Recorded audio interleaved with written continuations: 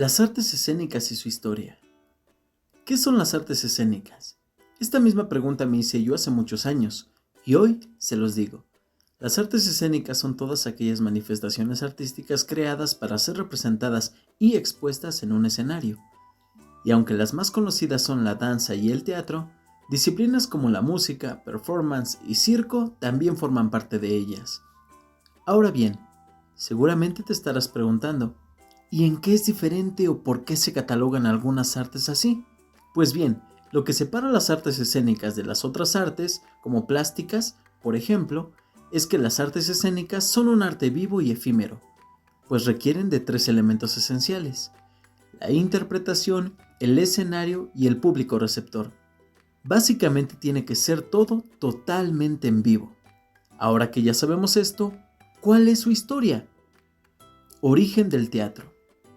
Teatro viene del término theatron, que quiere decir lugar para contemplar, y vaya que hace honor a su nombre. Nadie se pone de acuerdo en cuál fue el inicio del teatro. Un chamán prehistórico fue también de los primeros actores de la historia. Tenía preparación, vestuario y texto para sus curaciones. Además, un público incondicional. El objetivo primordial era la conectividad con la divinidad, elemento base para la aparición del teatro en todas las civilizaciones. En las artes escénicas, sobre todo las teatrales o dramáticas, se observan dos grandes tradiciones: la tradición oriental o asiática y la tradición occidental, fundamentalmente europea. Para diferenciarlo tenemos que el teatro oriental en general, de India, China, Japón y el sureste asiático, tienen características entre sí que lo distinguen claramente del teatro post-renacentista occidental. El teatro asiático no surge de la idea de imitación verosímil de la realidad.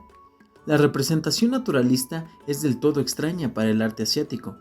Aunque los teatros de los diferentes países varían, en general son obras de arte unificadas. Una realización de la idea del teatro total de Wagner, que mezclan literatura, danza, música y espectáculo. La formación de los actores es por lo general a través de un largo y arduo proceso. Hace hincapié en la danza, la expresión y agilidad corporal más que en la interpretación psicológica. El vestuario y el maquillaje son muy importantes y casi un arte en sí mismos, con todo tipo de colores e imágenes, así como elementos que poseen un significado específico. La estilización se extiende al movimiento. Las acciones de la vida diaria se convierten en una danza o gesto simbólico. Los decorados también son estilizados. Por ejemplo, el escenario del Teatro No de Japón usa elementos arquitectónicos y escénicos con significado propio y que no cambian de obra a obra. La Ópera de Pekín tiene una serie de convenciones establecidas en lo que a acciones se refiere. Un largo viaje se indica por un paseo circular sobre el escenario. Un actor que corre sobre el escenario con 4 trozos de tela representa el viento. La teatralidad no se oculta en absoluto. Las tramoyas están a la vista del público mientras se cambia el escenario y se producen los cambios de decorados. Y creo que con eso podemos saber la diferencia. A pesar de parecer una explicación muy sintetizada, no lo es. Y para mejorarlo, hablemos de qué artes escénicas se consideran como tal. Danza. La danza es el arte de expresar, mediante movimientos corporales rítmicos, acompañados de música, no siempre, ideas, conceptos, sensaciones, sentimientos, historias, etc. Hay diferentes tipos de danza: la clásica, la contemporánea, folclórica, moderna, lírica, jazz, street style, por ejemplo. Cada una con muchísimos géneros que varían en función de la región y la cultura. Y como ejemplo, el jarabe tapatío en México, el flamenco en España, samba en Brasil y un largo etcétera. Teatro. El teatro no es más que el arte de representar historias, situaciones y conflictos humanos mediante actores frente a una audiencia. Sus elementos bases son el texto, la actuación, la escenografía y la dirección. Es una de las artes con mayor importancia en la historia, debido a su capacidad de transmitir un mensaje a través de la escenificación de una historia, ya sea real o ficticia. En el teatro pueden estar incluidas otras artes como el canto, la danza y la literatura, como la dramática historia del amor prohibido entre dos jóvenes de familias rivales, como lo es Romeo y Julieta de William Shakespeare, o cuando Dante retrata su paso por el purgatorio, infierno y paraíso para encontrarse con el amor de su vida. Beatriz. Y sí, estamos hablando de La Divina Comedia de Dante Alighieri.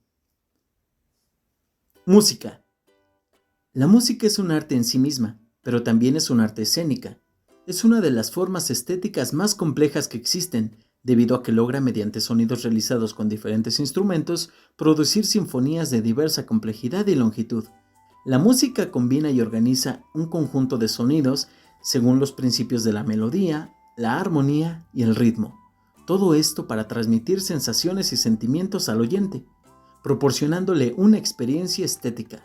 La Quinta Sinfonía de Beethoven, por ejemplo.